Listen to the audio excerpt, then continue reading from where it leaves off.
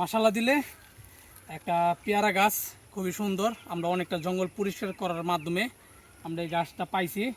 Already মরে যাওয়ার অবস্থায়, এই যে দেখেন এই জঙ্গলা গাছগুলা মারা ফেলতে লইছিল, পেঁচা ধরতে ধরতে ধরতে এগুলো অবস্থা খারাপ, আঙ্গুর অবস্থা তো অবস্থায় সিরিয়াস খারাপ হয়ে গেছিলো। আর বল্লায় ভাই পিঠটা যদি খুললে দেখাইতে পারি তাহলে বুঝতে পারবেন যে বল্লা কতগুলো কামড় দিছে। বল্লা দিয়ে গাছটা ভরা, এত তো বড় বল্লা বল্লার বাসা।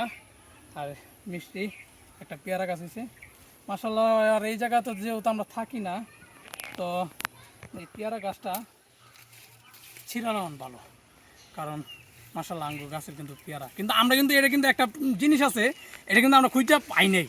আর এই গাছটা যে এই চিপার মধ্যে আমরা সবসময় পরিষ্কার করছি ওই সাইডে, ওই দিক দিয়া। এই সিরিয়াল আমরা আসি নাই, এই সিরিয়ালটা আমরা বলছিলাম এই সিরিয়ালে আসবো, তো অন্য লোক দিয়ে আমরা কাজ করাবো, কিন্তু আমাদের লোক আর প্রয়োজন না, আমরা নিজেরাই করতেছি, নিজেরাই হইতাছে। আর মশালা দিলে ভালো ভালো প্রয়োজন গাছগুলো আছে। আর অন্য লোকের দিয়ে কাজ করালে কি হয়, তারা বলতেছে আমরা এবারই সব গাছ কেটে নামো। কিরে ভাই, আমরা তো অনেকগুলো গাছ কিনে আনছি, ওইগুলো তো কাটতে দিব না। তো ঠিক আছে, নিজেরটা নিজে পরিষ্কার করবো, ঢাকার থেকে এখানে আসবো, আইসা পরিষ্কার করবো, রোজ ক্ষতি লইব। আমার নানারা 97-এর, সে ওইটি পরিষ্কার করে, তা আমার থেকে কি ওজন, তার বেশি যে শক্তি, মাশাআল্লাহ।